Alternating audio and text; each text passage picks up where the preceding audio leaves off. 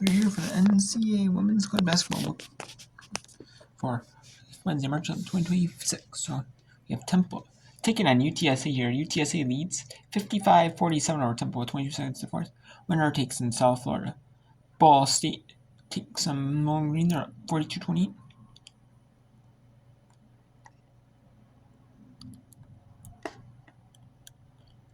And then we have in the MAC quarterfinal. And then Montana State and Idaho battling on ESPN News. It's due to Cincinnati UCF Big 12 men's basketball on ESPNU. They have games on ESPN2. But then they had a game on ESPN2 because of men's basketball because of free agency special and that's the Big Sky Championships. So ESPNU. Let's move to ESPN News. We have Arkansas Pine Bluff and Alcorn State in the second SWAT women's quarterfinal at 5:30 Eastern. And UC Riverside UC Santa Barbara at 5:30 Eastern, 2:30 Pacific, and then 6 Eastern. And 3 Pacific is Utah Tech UTRN from the Orange Arena in Las Vegas, Nevada. And we have Rocket Arena in Cleveland, Ohio. That's probably going to be a 7 Eastern between Toledo, Massachusetts. And then you have Miami Ohio defeat Kent State 65-58, 72-68 Alabama A&M or Florida, 67-52 McNeese over Grand Valley. Howard 75-43 over South Carolina State. Union Tech 73-42 over Delaware. North Texas 80-57 over Florida. Ohio 89-80 over Central Michigan. And 51-50 over Northeastern. Steve Boston overtime beats Lamar 64-59. And Shore 55-40 over Delaware State. Florida National 76-67 over Jacksonville State. And Cal State Fulton 80-65 over Cal State Northridge. And then tomorrow we have North Texas advances play Tulsa in the American Athletic Conference Championship quarterfinal at 1 Eastern. And then at 2:30 Eastern, UNC Wilmington won. Northeastern they advance play Monmouth in the second round of the CA Championship at 2:30 Eastern. First in Washington D.C. And Cal State Fullerton advances play Hawaii at 3 Eastern, noon Pacific. And then the Temple UTSA winner plays South Florida at 3:30 Eastern. And then on ESPNU, it's Stephen Foster and East in the Southland Tournament final. That's at 5 Eastern, 4 local time. Because Southland is Texas and Louisiana. And then the winner of TBD, winner of the next Big West is UC Riverside, UC Santa Barbara. They're going to play UC Davis. And we have Grambling, Alabama State winner. Tomorrow at 5:30 Eastern, will play Alabama A&M, and then the Jackson State Southern is at Pine Bluff and Alcorn State winner.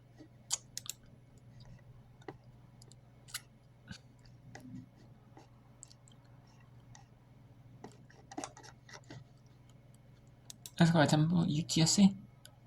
Then we go to some of Bowling. We'll also bring in some more of. And then we got Ohio Miami Ohio. They're rematching at 10 Eastern on the 13th. On ESPN Plus from Rocket Arena, Cleveland, Ohio. Then we have, because the men's semifinals are in CBS Sports Network, so they gotta have time to adjust the cameras for CBS Sports Network. Yeah. ESPN, Then we have and then you got Ball State Bowling Green, going to Montana State, Idaho. Then we got Arkansas Pine Bluff, Alcorn State. We'll bring in UC Riverside, UC Santa Barbara. Bring Utah Tech, UTRN, and Toledo, Massachusetts. Bring all of them games. We're only going until there's 2 games. And for now, we'll continue just for a little bit because some of Alcorn State, UC Riverside, UC Santa Barbara will be on.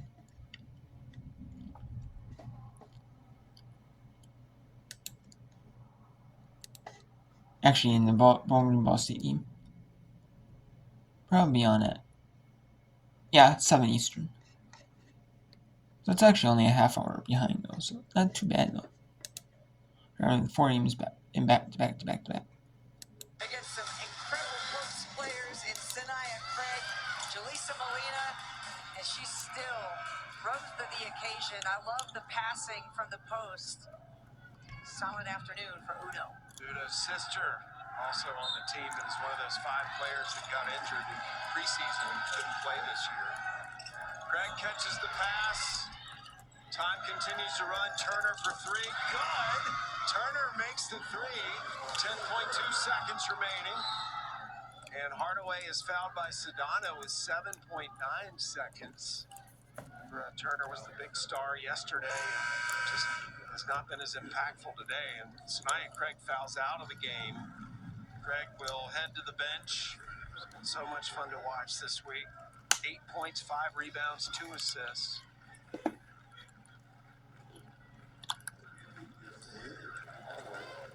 Hardaway at the free throw line.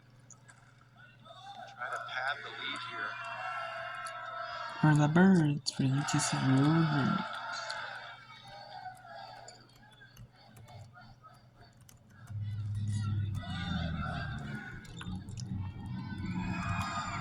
Hardaway makes them both. An 8-point lead. Turner puts up another long shot, no good. And UTSA wins its first game of the season when trailing in the half.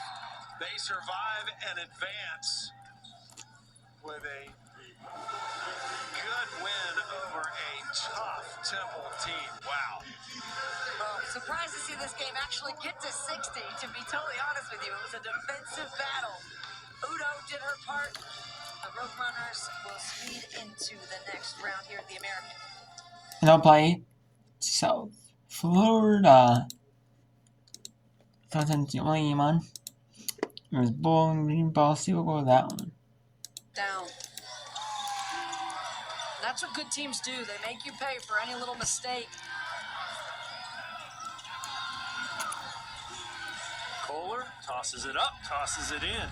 Yeah, good floater there. Once she got that shoulder by, she was unable to do that on the previous possession, attacking the baseline, but able to get to the middle of the floor there. Nice teardrop to go. Kingery puts it in. Couldn't grab it cleanly, but able to keep it alive and get the bucket. She's got that long athletic frame, even though she was caught under the rim. Norman will get whistled for the foul.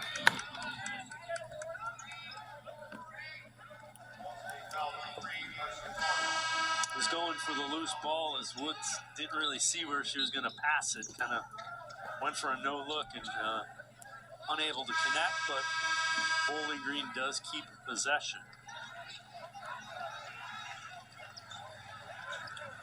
Falcons have not made a 3. They're 0 of 9. Ball State is 6 of 12, hitting 50%.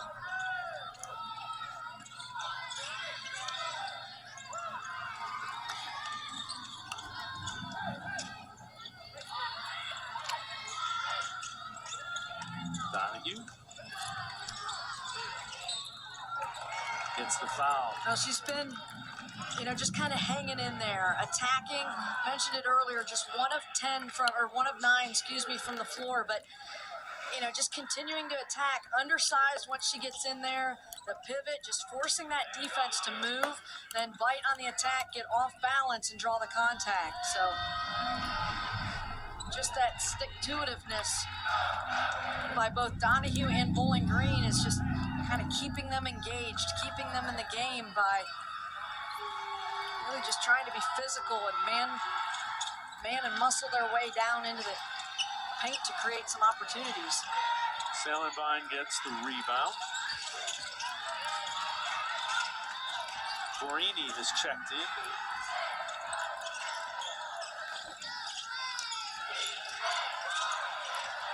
Deflected. Towers. Nice job to tie her up by Fern. Yeah, Salenbine trying to attack and then go through the lane, but Bowling Green, again, this defensive pressure at this end. They've been much more active with their hands and getting in passing lanes in this second 20 minutes. And the guy puts it up. No, Towers will get to the free throw line. Yeah, there's just not much you're going to be able to do when Towers gets it and keeps it that high. The ball is exposed, trying to block a shot, but you're just kind of swinging at arms, and that's just textbook. Nice job by Towers there, keeping it high. as soon as she comes down with it. There's really nothing you're going to be able to do other than get a body in front. You know, from a verticality standpoint, she can go up over the top, but force her to go through you if she runs out of real estate. Also strong. You're not going to move her off her spot.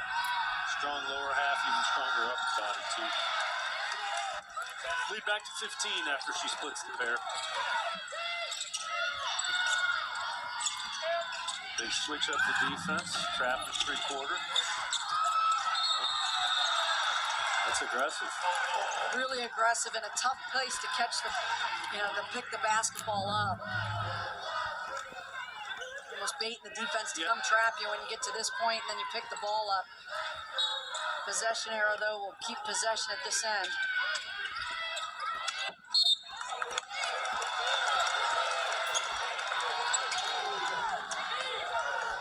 Turnover will give the ball. Ball State, I had to catch the ball. That's the reason. Can't talk and catch the ball at the same time. No multitasking there? No. That was not a great pass by Tagayi. But a nice job by Donahue. Yep. Talk about the defensive player of the year. Just a really good job of getting the deflection, but then it's just out of control at the other end. We've seen this a few times. Now Miller just getting too deep with the defense set. I think Bowling Green would really find some success if they stop and pop maybe. It's a challenging shot, that mid-range game that we talked about last game, with Coach Haney talking about wanting to integrate that back into her team's arsenal, and it could certainly help, I think, Bowling Green right now too, just standing away from the physicality of getting inside. Kingery can't knock down the three. Tagayi gets the rebound, but she was on the baseline, so it'll go over to Bowling Green. Another, not guarding Tagayi the same way they did, earlier in the year, but she's had a really nice game athletically. 5 rebounds, 4 assists on 4 of 9 from the floor. So nice attack by Calder to get a much-needed basket for Bowling Green.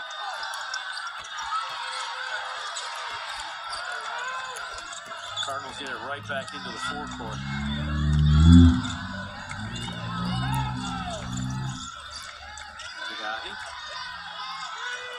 Blocked. Gets it right back. Towers. Can't get it. That's the win for Bowling Green's defense. She pushed Towers just enough off the block where she's not able to just drop, step, and score it, but having to face up from 4 or 5 feet out. 3-ball rims out for Fern. See, those are the type of buckets that in transition and as you're trying to mount a run, as you get some defensive stops and need to put some offense on the table, those are the types of shots you need to be able to knock down. Salenbein drives. Donahue creates the turnover again. Here comes Cecil. Emily Cecil. Thought about it, but probably a good decision there. Make Turn. the rehearsal, that extra pass. Long three knocked down. 2 great plays by Donahue. One at the defensive end and then attacking. Could have shot that, but gave it up to her teammate who's feet set, ready to knock one down. That's a big bucket here as they get this down to 10. Kingery, a little 16-footer. Towers, the rebound. Nope. Foul on the floor before the shot.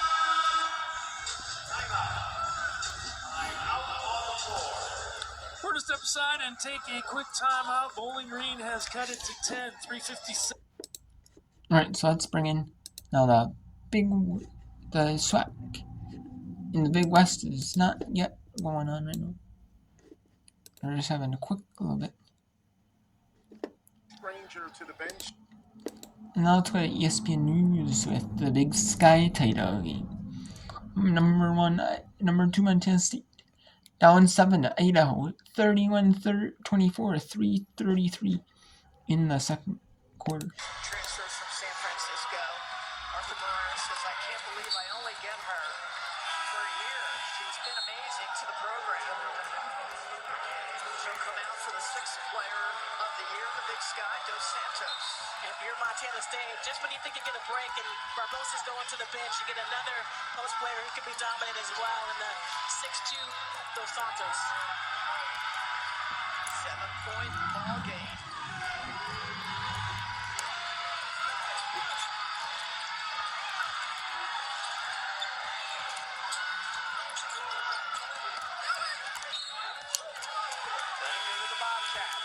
substitutions for the Bobcats as they will continue to empty their bench to get fresh legs. Izzy Bunyan back into the game. Montana State really needs a solid possession here. I would like to see them get into their offense a little bit earlier, not run so much time off the shot clock. Phillip has a good look, and she'll take it.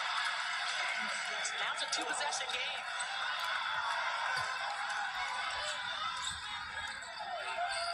The flow definitely seems to have shifted a bit to the Bobcats. Smith. Haskins continues to do a nice job off the dribble. She's 4 for 8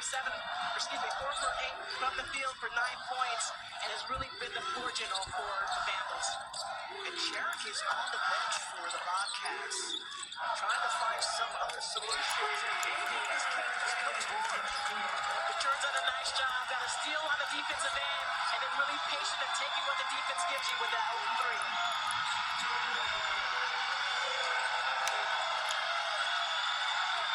Got the Bobcats fans up on their feet, cheering on this defensive effort. And they lose a handle. Couture will take it all the way. Couture is fouled. Some really big minutes by Candace Couture on this play. She averages just under 4 points on the season, but has come in and done some really nice things.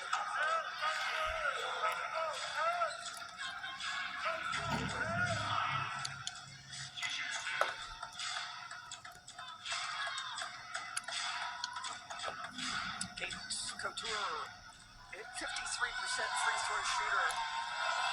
Missoula, Montana. Coming up at the halftime report presented by Sargento. We've got a lot of things. Megan and Zubin in studio. More tickets and merchandise coming up on the halftime report. And again, those 2 makes at the free throw line allows the Bobcats to set up this full court pressure, this traffic defense that's so disruptive. And that's exactly what they want to do. They want to speed up the offense and force you into making bad decisions. The best outcome on that play for the Vandals was that it was not a live ball turnover and didn't allow Montana State to get out in transition. A frenetic pace between the 1 and 2 seed in the Big Sky. Harris with the basketball. Sheriff back in.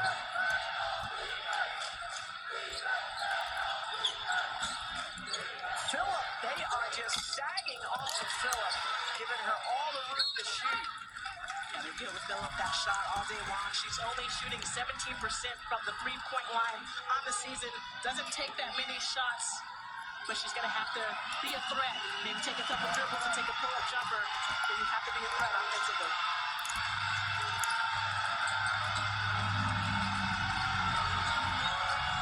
They kick out.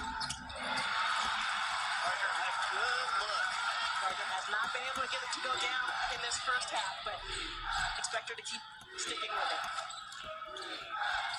Bobcats can tie or go ahead. It's Bunyan with the ball. 1 minute to go in the first half. Sherrick drives the lane. Piñera with the rebounds. And the push of tempo in traffic. And a jump ball. Here come the Bobcats. Well, this is a signature Bobcat play. You think that you're going to get a wide open layup if you're Pasos, but there's an excellent job hustling back by multiple Bobcats players, tying it up, forcing a turnover.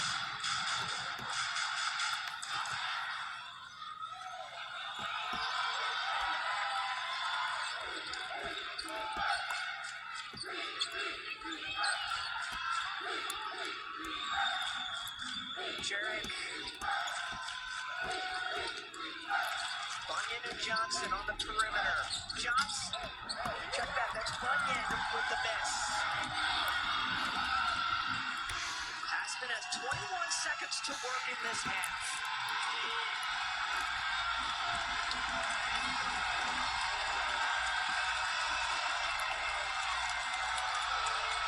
For 3. Piñera